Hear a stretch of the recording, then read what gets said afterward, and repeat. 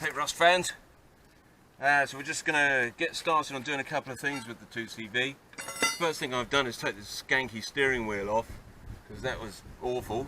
And the first thing the car did to me was eat my 11mm socket, which fell down the tube inside the steering wheel, steering column. Great start. Anyway, so then I thought I'd get on to taking this seat out, but yeah, I've discovered a bit of rust. You know, things are not quite so great down here. So I think we might need to do a bit of welding on this. It's yeah, I think that's gone, don't you? What do you think?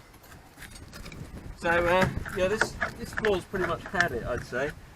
I don't know if you can see that, but let me show you, take you in for a closer look at. Somebody's put a really nice piece of metal there, blue of some description, and they've just basically stuck it on the top, which is great. So that's fabulous. So, you know, we're definitely going to want a floor, but no great surprises there, I guess. And even looks horrible down at the front there towards the bulkhead, so I'm guessing things are going to be pretty evil there too. So that's how it's looking at the moment. That's what the bulkhead looks like on the inside, and you can see this lovely bit of metal here, which I just want to get it out so we can see just how vile things really are. That's always job number one when you're doing any kind of restoration work, is make sure that you can see how evil it is. And if necessary, everything will come apart on this car, but I don't want to end up doing more than I have to. So there we go. Let's get into it.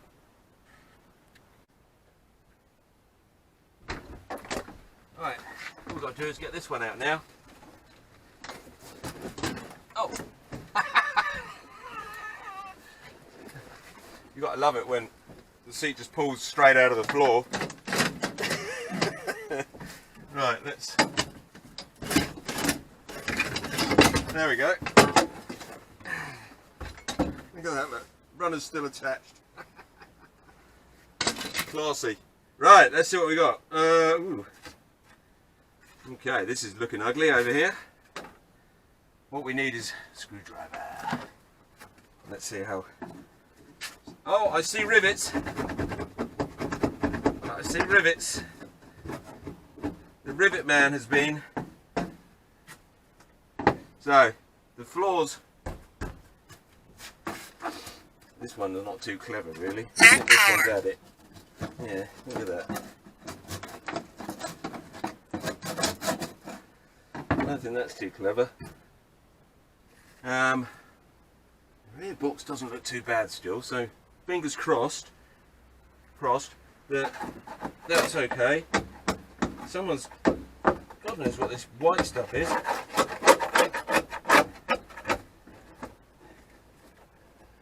There's a panel in here though. Oh, it's blue, look, it's just like the other side.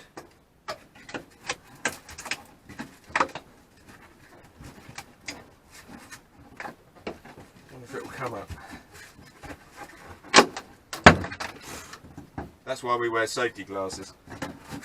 Oh. Surprisingly, the floor doesn't look so bad. But who knows? I mean, why would you go to all the trouble of putting expensive rivets in old bits of what looks like a fridge? You know, unless there were some horrors. But we haven't found them yet.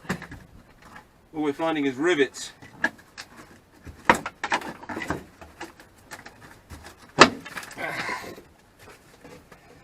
Oh, look at that. That's nice.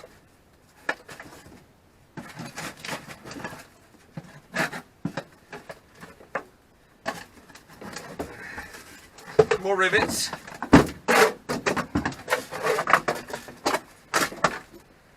Well, that wasn't a tough panel to get out. Should we reuse it? Tough one. Alright, alright. So we got under here.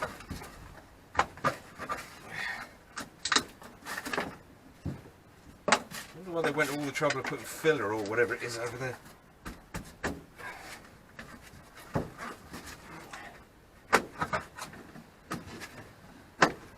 This bit looks like it's galvanised.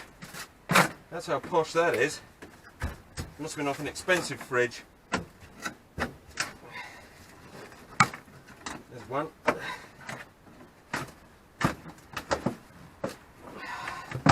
Gotta love this screwdriver. Me and the screwdriver have been through a lot together.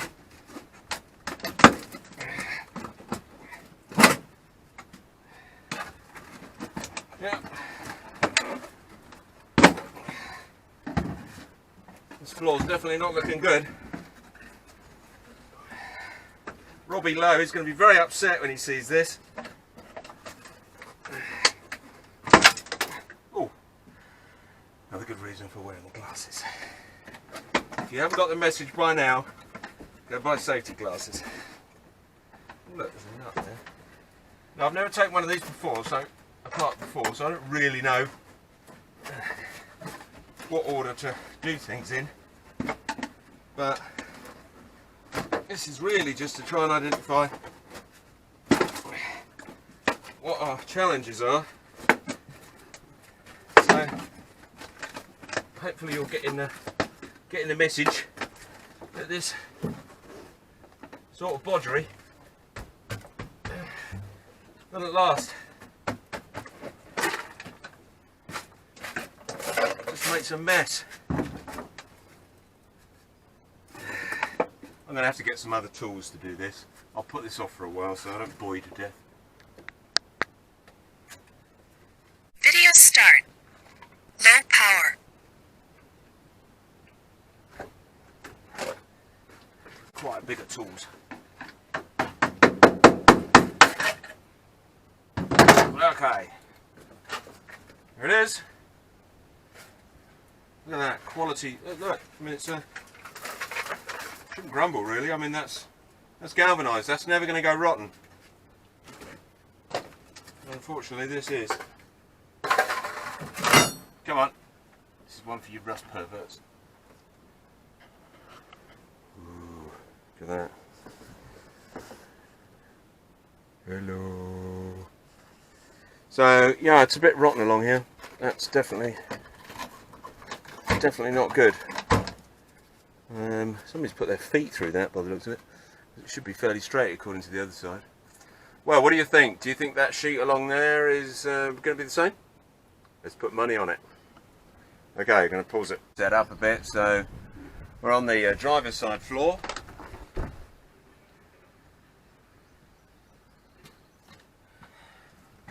As you can see, I've been doing a bit of digging already. Woo, bright checks. And so we've got the bracket out for the seatbelt bracket, excellent condition.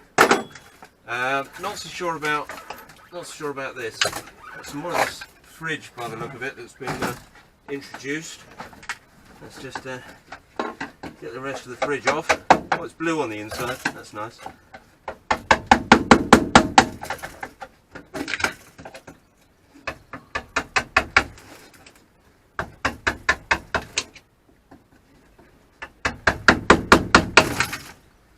Rust fans are loving this. Okay, so there we go. One floor. Should we save that? Oh, it's hammerited, look. It's blue hammerite. No wonder it didn't go rusty. Okay. And then we've got to get this bit out. I think this floor's had it, don't you?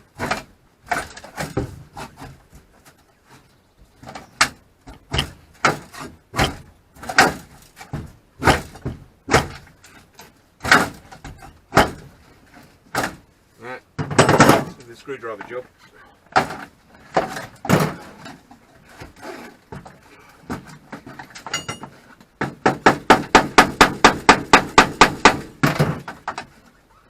Sorry about the noise.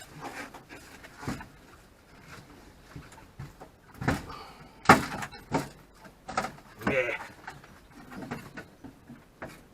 Rivets. All of these repairs held in with rivets.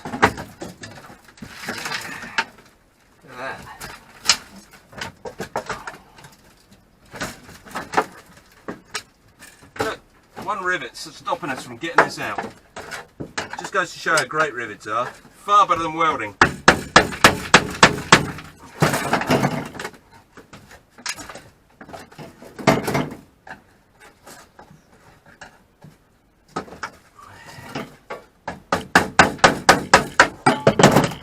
There she blows. Right, so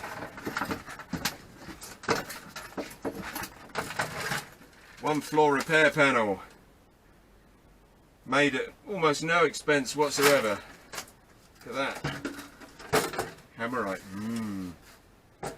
So yeah, if you recognise this as your handiwork, I would own up. Own up. Job done. Right, let's take a look, see what we got. Oh look, there's the remains of the seat bolt. So, if we... Oh, it's a bit of a seam sealer. So if we put this... let's put that back up there, right, because it makes it look better. There we go. You want to take a look? Always wear gloves when you're working on rusty crap as well, because stuff is evil. Okay, here we are.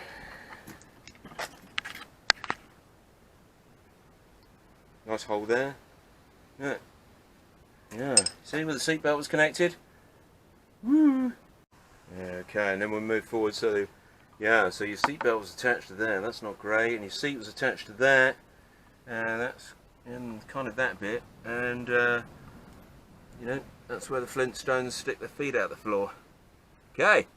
So, there we go. We now know what hideous things lie in wait for us at the bottom of the car. Surely it won't get any worse than this. Video start. Okay, so working around the back, what do we got? So the box looks pretty good. So there's a lot of this, what is it, bran flakes? I don't know, they look healthy. And check out that for you rust perverts. We've got some. We've got a nice hole in here where the bump stop goes through the back of the car. That looks nasty through there. Lots of bran flakes, and yeah, that doesn't look too clever down here, does it? So we've got some nasty bits going on here. The bits it's connecting to don't look too bad. What have we got down here? That doesn't look so bad, despite the nasty looking bit of undersill. It might be fixable. Let's go take a look over the other side, because that looks extremely suspicious too.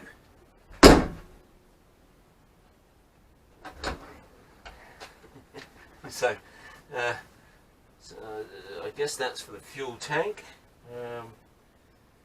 It's a nice looking bit of hessian. It's got some nice stitching across the top there. I think I'll just have to keep that in place so that I can make sure I replicate it properly.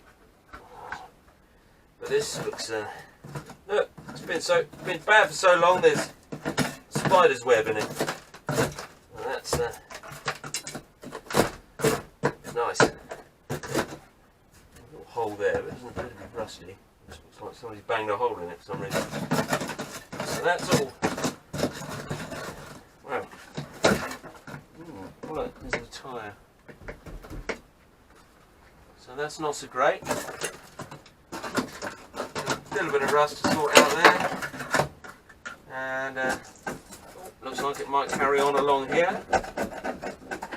Hold on, not too bad there. This looks nasty. Let's give it a prod. Let's poke it with a stick. Oh, no, it's not that bad.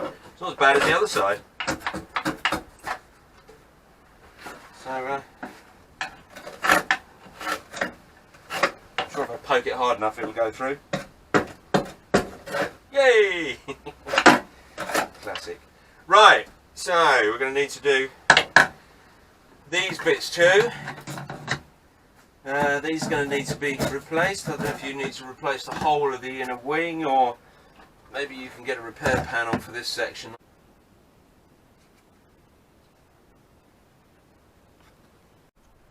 Right, so we were at rust stage earlier on.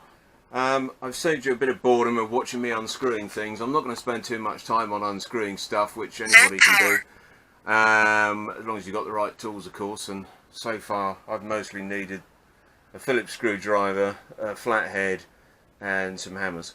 Oh, and an 8mm wrench. So I've taken the door panels off. That's all easy, everything just unscrews, it's not a problem. Obviously there's some bits like those two little strips you see there which can easily be bent. They go over that sort of white grey coloured strip, which is presumably to stop small children getting their fingers trapped in the door. So I've moved on to taking the dashboard out, again just unscrews, and all of the electrics are fairly straightforward to just disconnect. I did discover that there's no way that you can disconnect the loom from behind the dashboard from the rest of the loom under the bonnet. So you basically have to disconnect everything off the back of the instrument panel as far as I can see. So this is what it all looks like. And I'm going to have to pull all of that through the bulkhead in a minute. Fascinating fact, if you've done this sort of thing before, then you'll know. But it seems like a lot of the wires are exactly the same colours, but they have slightly different coloured ends where they where the ends of the wires go.